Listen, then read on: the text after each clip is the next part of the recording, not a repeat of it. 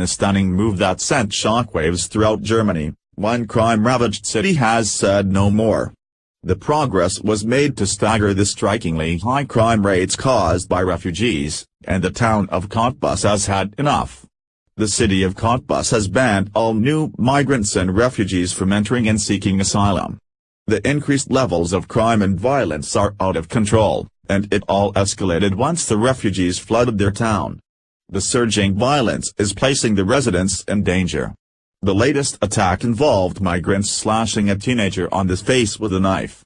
The city of Cottbus lies southeast of ever-popular Berlin, and the grungy mix of violence between clashing extremists and refugees has everyone in danger.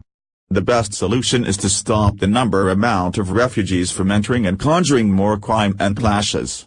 The town may be called anti-immigration, but if the immigrants flooding the streets causes people to be attacked, raped, and beaten, then it's more sensible to no longer allow them to seek asylum. Those who seek refuge should not become part of the crime problem in any city. If they do, then they should be evicted from their host. If the asylum seekers had become productive, hard-working citizens, then the city of Cottbus would be thriving instead of dealing with a mega-crime problem. Cottbus reportedly has about 145 right-wing extremists in town, but their overall population is over 100,000. That's a very small fraction of extremists, and they were residents before the crime rate increased, meaning they weren't part of the crime problem before. However, the crime rate is directly related to the number of migrant refugees seeking asylum and leading a life filled with crime and the inability to assimilate to the culture and laws of the town they invade. For example, gang rape is illegal in most civilized cities, but the number of gang rapes seem to increase in many cities where migrant refugees flood the streets at night seeking the next victim. Their inability to treat women with respect is harmful to every town they demean.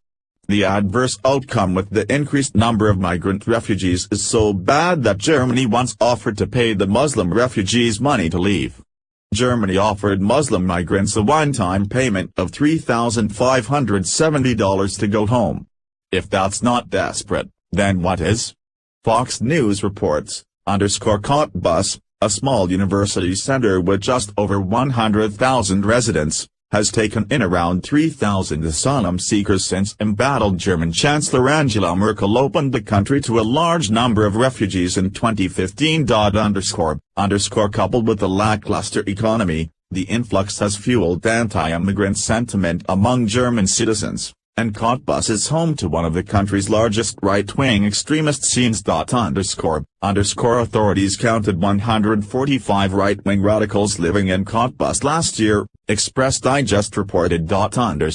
A community group told local media that neo-Nazis had assaulted refugees on the morning of New Year's Day, while last weekend a group of around 100 masked neo-Nazis marched in an illegal demonstration through the city. Brandenburg State Interior Minister Karl-Heinz Schroeder told the German broadcaster on Friday that the ban on new refugees would stay in effect for the next few months.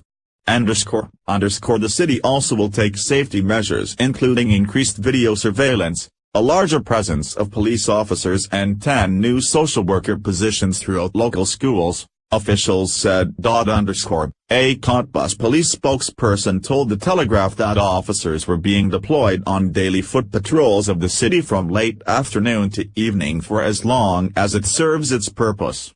Cottbus is not the first German city to impose a refugee ban. Last year the towns of Salzgitter, Delmenhorst and Wilhelmshaven in the northern state of Lower Saxony implemented a prohibition. Germany has possibly destroyed their country with the mega invasion of the Muslim migrant refugees who take the crime rates to the next level.